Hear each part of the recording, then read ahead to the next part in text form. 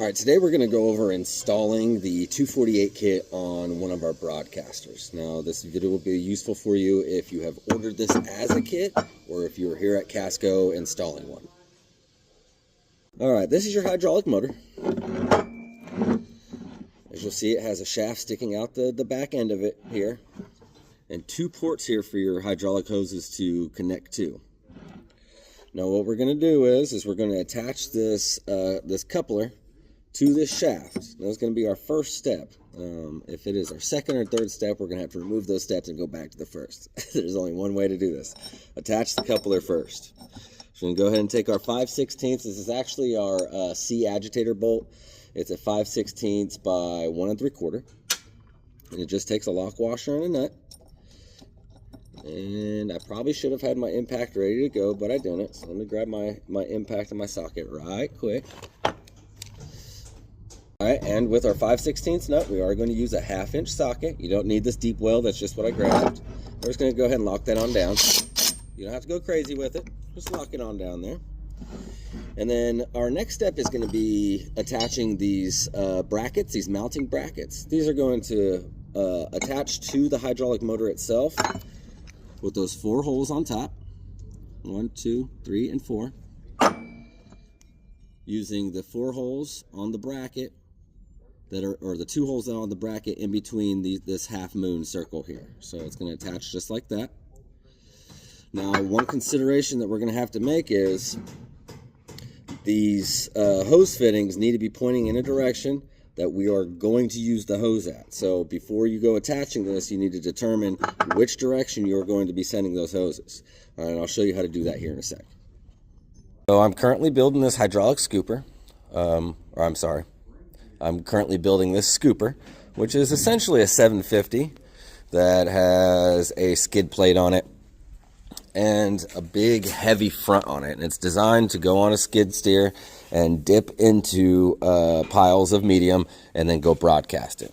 But it has an electric actuator on it, and that electric actuator is going to move in and out this way. So I want my hoses to be facing this way. So when I mount my hydraulic motor here, I want my hose ends to face this direction.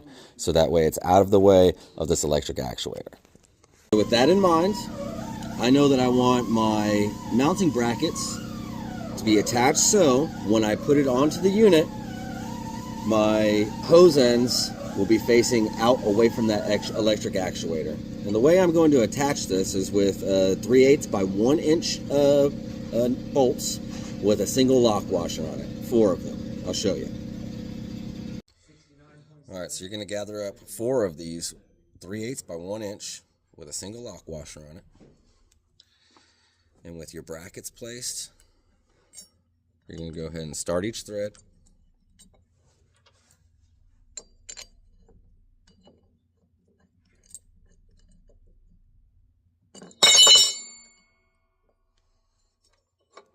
Go ahead and knock them down.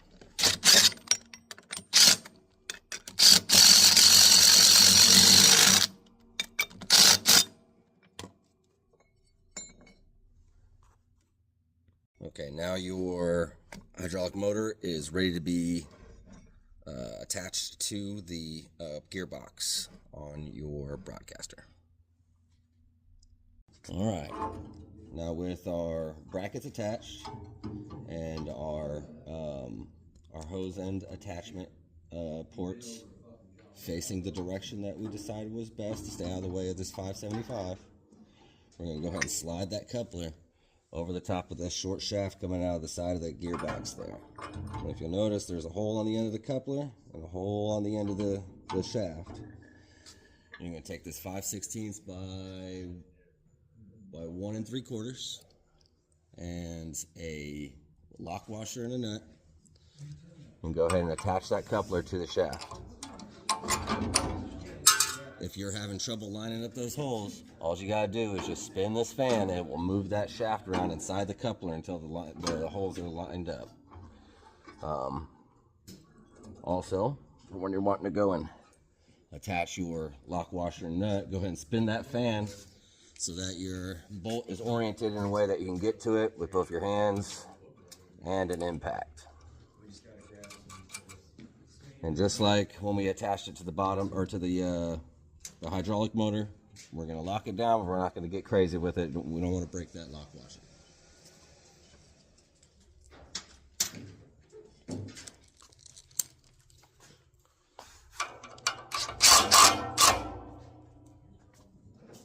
All right, our next step is going to be using our 3/8 by 1 1/4 with a flat washer, a lock washer, and a nut. Actually, it's gonna be 2 flat washers. And what we're gonna do is I'm gonna swing you down to the other side here so you can see exactly what I'm doing. All right, to attach these mounting brackets to the Z-bars here, we're gonna use that 3/8 by 1 1/4. We're gonna start with a flat washer. And on the other side, we're going to sandwich it with another flat washer, then a lock nut, or a lock washer, I'm sorry, and a nut. And you're going to go ahead and do that to all 4 points on these mounting brackets. All right, if you find an easier way to do this, let me know. But the best way to do this is to grab 2 9/16 wrenches, preferably the ratchet type. And each one on one side, one on the other, and just tighten those down. I've tried getting all kinds of different tools in here that'll make this easier, but as you see, it's really not that big of a deal. The first side that you do is going to be relatively easy. When you get over to the other side, there's going to be a gap between the bracket and the Z-bar that you're going to have to work out of there with just some good old-fashioned elbow grease. Just keep pumping on that until there is no more gap between the brackets and the Z-bar. Once you have all 4 bolts completely tightened and there is no gap between your mounting brackets and the Z-bar, the next step is going to be flipping the unit on its face. I'll show you that here in a minute, and then we will start attaching our valve block mounting brackets, our cable mounting brackets, and then start installing our hoses. All right, our next step is going to be installing our cable bracket and our hydraulic valve block bracket. Now I have the hydraulic valve block in the bracket just for educational purposes only right now. Once we go attaching that bracket to the unit itself, that block can't be in there because the mounting holes are on the bottom. But anyhow, I just wanted to show you that this cable, the push-pull cable that comes with the unit and operates this valve block, it's about yay long coming through the mounting bracket here, the cable mounting bracket. So you want the space in between these two to be no less than 2 inches, no more than 4 inches apart. There's going to be a flag coming out of the top of this valve block, and that's what will get pushed and pulled to shut off and turn on the hydraulics here. So you only have this much cable to work with. It's got to reach to that hole on the end of your valve flag here. And so you don't have all the room in the world. So you need to be careful with that. Like I said, no more than 4 inches apart. I would go somewhere like 3. I should mention too that your typical units like the 550, the 750, and the 1200 aren't going to have this skid steer plate welded to the unit. Obviously, or not obviously, you probably don't know, you can purchase one and we will attach it with bolts for you. But the scooper has one welded to it, so that forces me to move my my push-pull cable mounting bracket over some. Normally, I would mount this right about there, but you know, down here. And so it kind of shifts the mounting brackets over a little bit, but honestly, it doesn't change anything. if you were to mount your regular unit 248 kit like this, it's not going to hurt anything. But I just wanted to point that out, that typically I do mount this cable bracket further over, and my valve block bracket, mounting bracket, comes over as well. Another thing the scooper will change is, because the skid steer plate is right over the top of where my screws are at, I will use a slightly different drill. It's a 90-degree angle drill. But yeah, that's really honestly the only difference between this and the other units as far as installation goes. Now there's two different things you can do here when you're going to mark these out for drilling. You can either use a clamp to hold down your bracket, or like I've done over here, I've held this one where I wanted it at, and then used a black marker and put holes where the holes are going to be. And then you can drill it out, set your bracket in place, and put your self-tappers in.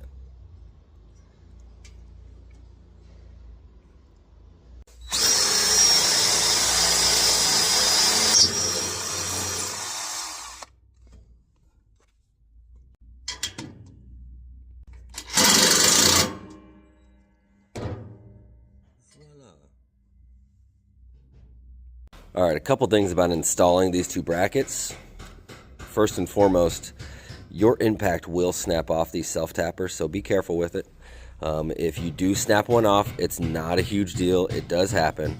All you got to do, say you snap this guy off right here, take this one out, move your bracket down slightly, cover up that hole, re-drill your holes, and try again.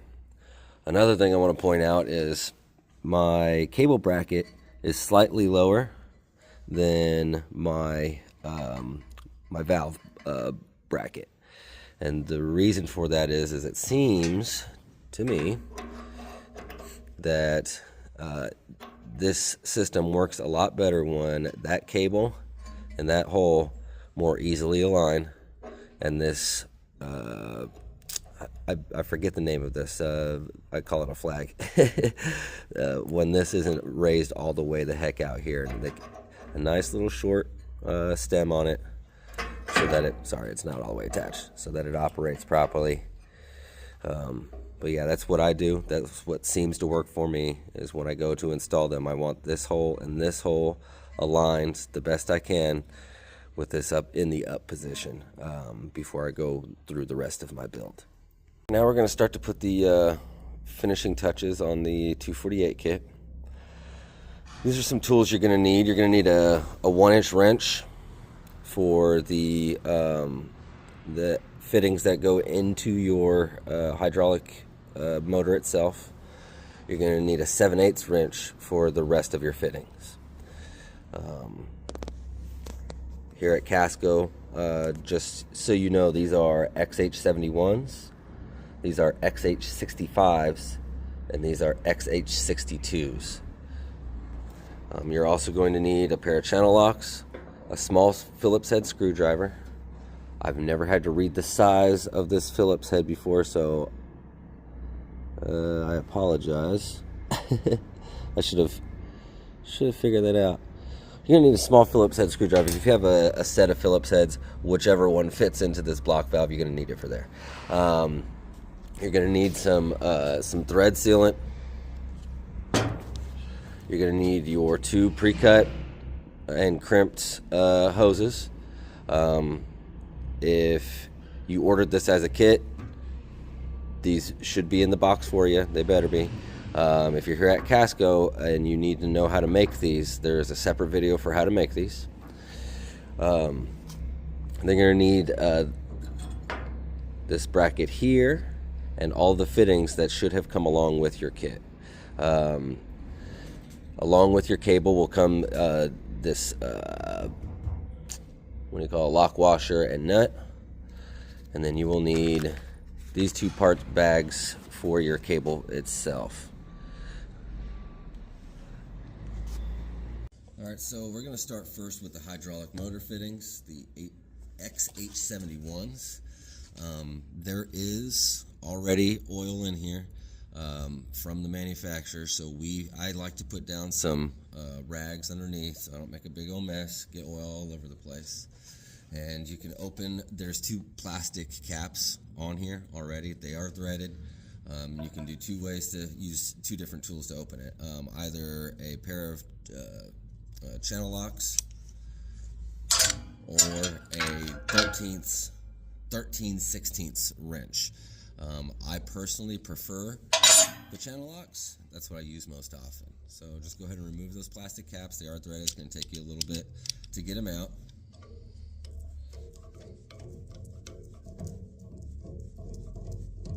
I'm not going to make you watch me do this the whole time. Alright, as you can see, the hydraulic fluid is leaking out of there. It's typically a lot more than that. I'm not complaining. Typically there's like a puddle dripping right here. But that'll be fine. Alright, that one gushed a little bit more. Alright, next we're going to take our XH71s. And you can tell it's an XH71 because of the way it is. I'm sorry, I'm kidding. The XH71 has that rubber O-ring, which will seal the hydraulic motor housing here. So make sure that rubber O-ring is on your fitting.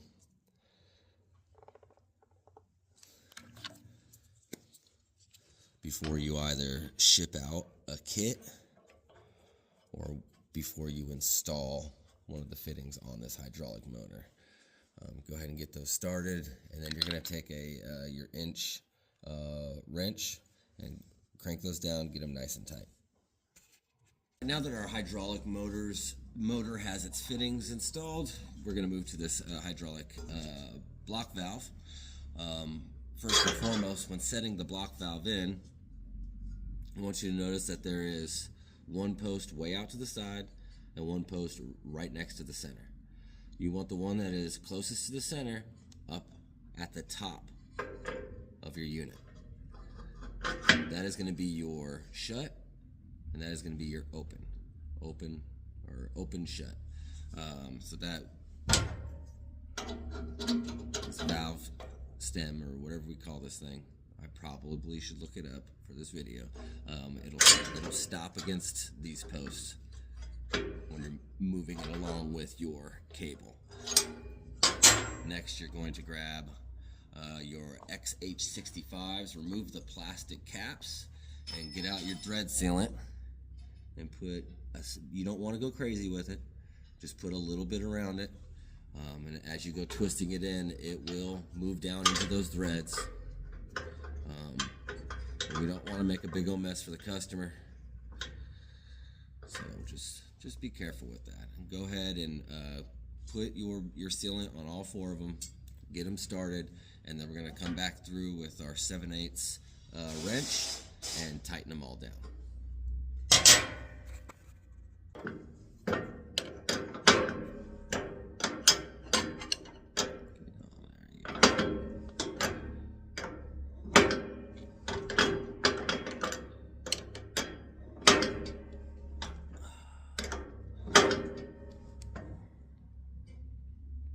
Alright, now that we've got all of the XH65s installed onto our block valve, we are going to move to the XH62s, the swiveling. Make sure they swivel. Make sure they haven't got mixed up with the other ones. There is an elbow-shaped fitting over there that does not swivel. Make sure you did grab the swivelers. Alright, so you're going to put 2 on the top and 2 on the bottom. If you've ordered a kit, 4 should show up.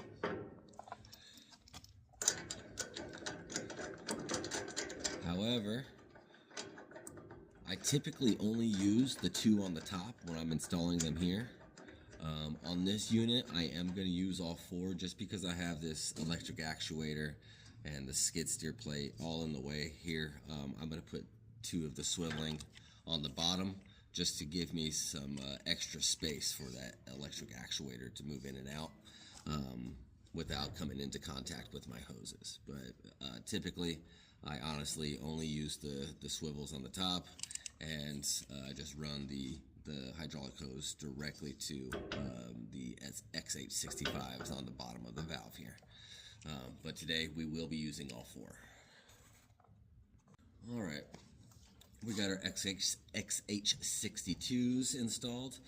For the top ones, you can go ahead and lock those down, get them nice and tight. You're not going to be using them until you use this unit. If you're here at Casco and you're sending this unit out, I leave the plastic caps on just to keep that system nice and clean and free of debris. On the bottom here, we're going to leave those two kind of loose, just so it's a little bit easier to get the hoses to them. And once I've got the hoses to them and where I want the angle that I want the hoses at, then I'll go through and lock them down, and then lock down the hoses too.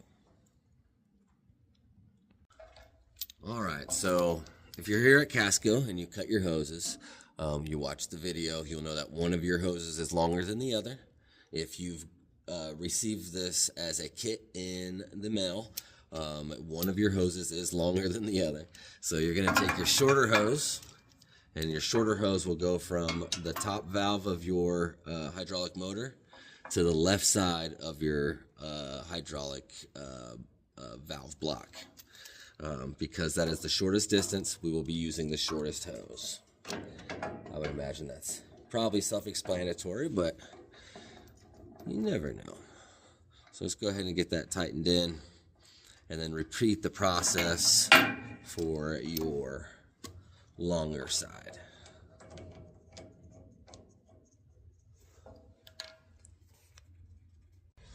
All right, once you got your hoses where you want them at, go ahead and grab your 7/8 wrench and just go ahead and start tightening everything down.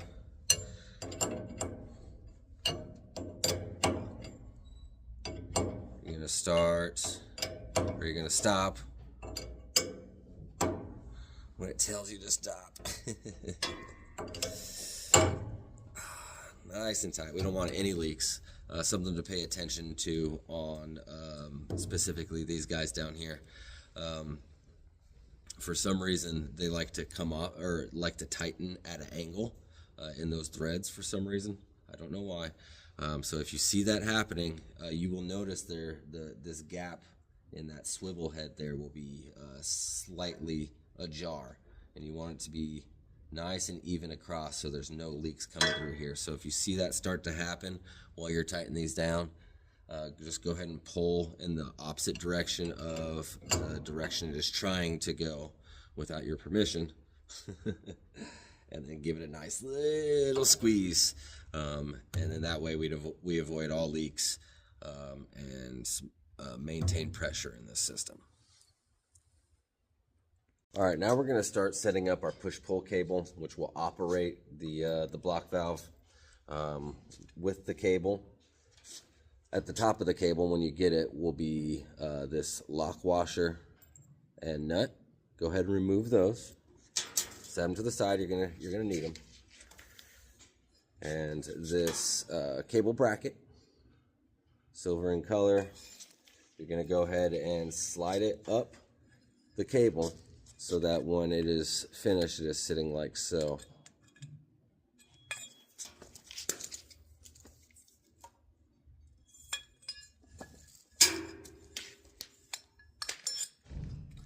Then you're going to get that lock washer and nut. Lock washer first, nut second.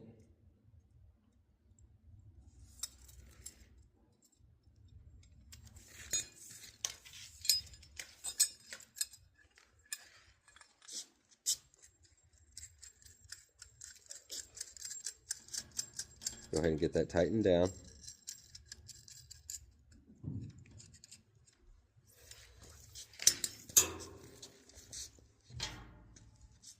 Then in one of your little parts bags will be this part here. Is your cable end. Go ahead and slide that over your cable with your threads facing up. And it has little threads in there that will bite into your cable. So go ahead and just push it down and twist and twist and twist until it stops. There we go. All right, now we're going to go ahead and install our cable.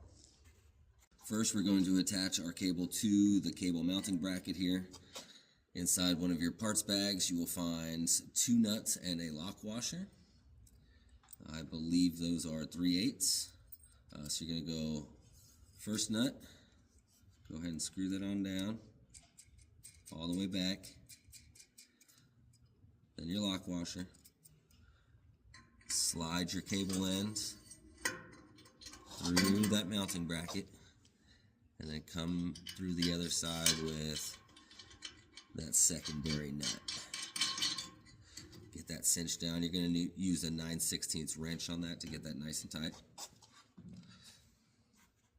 Alright, next we're going to set up our hydraulic valve handle. I went and looked up the name. I've been calling it a flag for some reason this whole time. This is a hydraulic valve handle. Alright, we're going to go ahead and set it up for installation. You'll have this little kit bag that either came in your 248 kit, or if you're here at Casco, it's in our hydraulic, our 248 kit area. So we'll go ahead and open it up. Be careful, there are a couple small pieces in here that if you lose them, you're just out of luck. So you should have a washer, a small Phillips head screw, a little cotter pin, and this brass fitting here. So set your parts to the side. You're going to get your hydraulic valve handle and stick your brass fitting in that small hole that's in the corner there. You're going to take your washer, place it over the bottom. Then you're going to take your tiny little cotter pin and put it through that hole. Don't bend it over just yet, and I'll show you why here in a second. Next, you are going to just go ahead and start that screw in the top. Don't get it all the way down, because that's what's going to hold the cable in place. But you do want to get it started a little bit. All right, let's move over to our hydraulic valve to put our hydraulic valve handle in. All right, all you're going to do is feed that cable through the small hole on your brass fitting there. You're going to bring your hydraulic valve handle and put the long end into the hydraulic valve block there. And the reason why I told you not to lock that cotter pin down just yet is, depending on your distance between your brackets when we first set them up, you may need to flip this hydraulic valve handle the other direction in order for it to get its proper open and close position.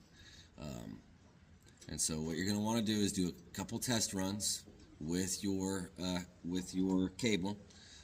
Tighten down your screw just enough for it to hold that cable in place.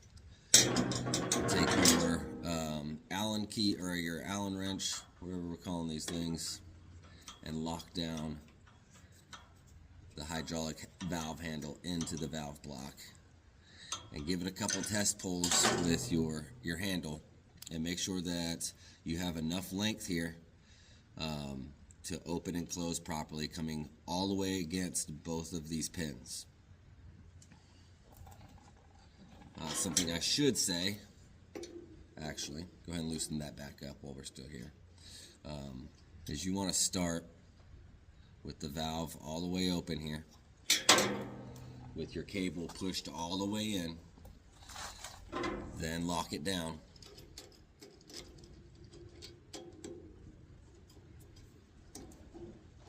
And then give it a couple test pulls and make sure that your valve handle comes into full contact with both of those pins. Alright, I like where I'm at. We're going to go ahead and bend that cotter pin on the bottom so we don't lose our brass fitting here. Put a couple more turns on our Allen in the center here, and our Phillips out here on the brass fitting, and that is a complete 248 kit. If you are here at Casco, we're going to go ahead and roll up the cable into a nice coil and zip tie it to the unit for transportation. If you are at home, you're going to do whatever you want with that cable. I would imagine get it set up so that it is easily accessible to your tractor or your skid steer seat. And that completes our build or our installation of the 248 kit. Thank you for watching. Good luck out there, and if you're having any trouble installing this, give us a call and we'll try to help you out.